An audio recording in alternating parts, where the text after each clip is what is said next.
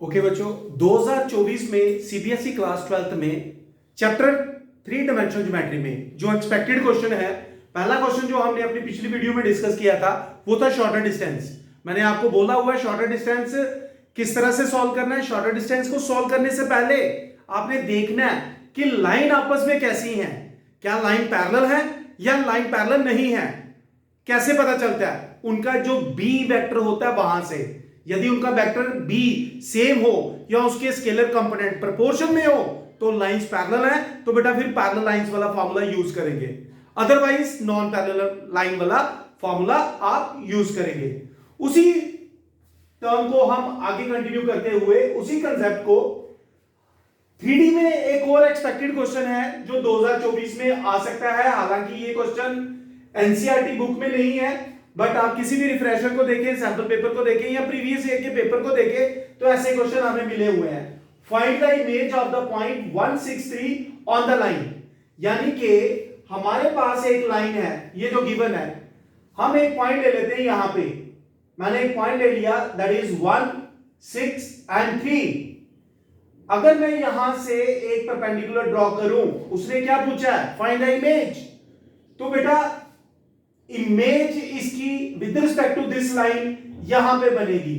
Suppose मैं यहां पे ले लेता हूं P डैश, ये आ गया बेटा P डैश, किसकी? इमेज P की। सबसे पहले मैं क्या करूंगा, यहां पे फुट ऑफ परपेंडिकुलर सॉल्व करूंगा, क्योंकि जो फुट ऑफ परपेंडिकुलर है P डैश का वो इसका मिड पॉइंट होगा। तो हम मिड पॉइंट फार्मूला यूज करके P के कोऑर्डिनेट्स निकाल सकते हैं। तो हम इमेज को लेट कर लेते हैं अल्फा, बीटा एंड गामा। तो बेटा ये क्वेश्चन करना हो या सिंपली फुट ऑफ परपेंडिकुलर करना हो तो हमें पहले m के कोऑर्डिनेट्स निकालने ही होंगे। तो चलिए स्टार्ट करते हैं। सबसे पहले आपने क्या करना है बच्चे, आपको जो लाइन दी गई है कौन सी? x/1 is equal to y minus 1 upon 2 is equal to z minus 2 upon 3। इस लाइन पे हम एक कोऑर्डिनेट सॉल्व करेंगे, जनरल कोऑर्डिनेट्स किसी भी पॉइंट के। कैसे? इसको लैम्डा लेट कर लेते हैं बेटा, हम इसको लैम्डा लेट कर लेते हैं। यहां से x/1 किसके इक्वल हो गया? लैम्डा। तो यानी कि x की वैल्यू किसके इक्वल आ गई? लैम्डा के। सिमिलरली अगर हमने y कैलकुलेट करना हो, y माइनस 1 अपॉन 2 लैम्डा, तो यहां से y की वैल्यू क्या निकलेगी? वो निकलेगी 2 lambda plus 1। 2 lambda cross multiply कर दिया, फिर -1 को ट्रांसपोज किया। सिमिलरली यहां से z हम निकाल सकते हैं बच्चों, वो आएगा 3 लैम्डा प्लस 2। यानी कि लेट कर लेते हैं कि ये जो पॉइंट था हमारे पास x y z, यही हमारा फुट ऑफ परपेंडिकुलर है। ठीक है, let point m x y z foot of perpendicular है, मान लेते हैं ये this is a foot of perpendicular. ठीक है बच्चे, इसका मतलब m के कोऑर्डिनेट्स क्या बन गए? m के कोऑर्डिनेट्स ये जो x y z आपने सॉल्व किया, लैम्डा, 2 लैम्डा प्लस 1 और 3 लैम्डा प्लस 2, ये बन गए बच्चे हमारे पास। किसके कोऑर्डिनेट्स? इस पॉइंट m के कोऑर्डिनेट्स बन गए।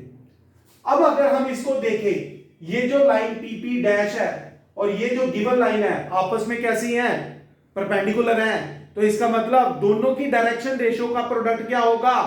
0। आपको याद होगा जब दो लाइनें परपेंडिकुलर होती हैं तो हमने पढ़ा हुआ है उनकी डायरेक्शन रेशियो, यानी कि A1 A2 plus B1 B2 plus C1 C2 0 होता है। तो बेटा सबसे पहले हम डायरेक्शन रेशियो कैलकुलेट करते हैं, किसकी? PM की। डायरेक्शन रेशियो ऑफ PM, ये जो लाइन है PM किसके इक्वल आएगी? डायरेक्शन रेशियो सॉल्व करने का formula x2 minus x1 y2 minus y1 z2 minus z1। तो चलिए ये जो m के कोऑर्डिनेट्स आपने सॉल्व किए हुए क्या है? लैम्डा, 2 लैम्डा प्लस 1 और 3 लैम्डा प्लस 2। तो बच्चे जल्दी से बताइए, x2 minus x1 lambda minus 1, 2 lambda में से ये करेंगे माइनस तो ये आएगा 2 लैम्डा, 1 में से 6 गया -5, और नेक्स्ट आ जाएगा 3 लैम्डा माइनस 1। ये डायरेक्शन रेशियो आ गई। Now PM is perpendicular to given line, जो गिवन लाइन है जिसकी डायरेक्शन रेशियोज क्या है 1 2 3 इसके परपेंडिकुलर है, इसका मतलब therefore 1 into lambda minus 1 इनकी डायरेक्शन रेशियोज का product 2 into 2 lambda minus 5 plus 3 into 3 lambda minus 1 equal to 0। तो यहां से हम क्या कैलकुलेट करेंगे लैम्डा, तो लैम्डा 4 लैम्डा प्लस 9 कितना हो गया बेटा lambda plus 4 5 14 lambda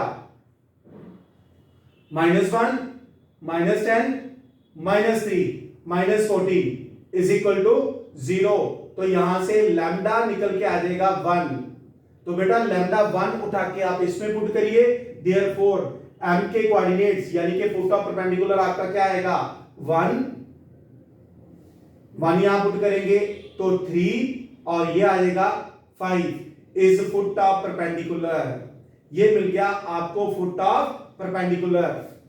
now P dash alpha beta gamma is image, मान लो ये इमेज है, इसका मतलब m क्या हो गया मिड पॉइंट, तो बेटा इसका और इसका mid point, therefore alpha plus 1 upon 2 is equal to 1। ठीक है, ऐसे ही करेंगे ना। चलो हम भी कटा सॉल्व कर लेते हैं पहले, फिर beta plus 6 upon 2 and gamma plus 3 upon 2, और ये जो आपने मिड पॉइंट निकाला यानी कि m के कोऑर्डिनेट्स है, ये m के कोऑर्डिनेट्स के इक्वल ही इक्वेट कर देते हैं बेटा। तो यहां से जब आप इक्वेट करोगे इसको इसके साथ, तो हमारे पास जो अल्फा की वैल्यू आ जाएगी बेटा, अल्फा आपके पास आ जाएगा 1, बीटा आपके पास आएगा 0 और गामा आपके पास आ जाएगा 7।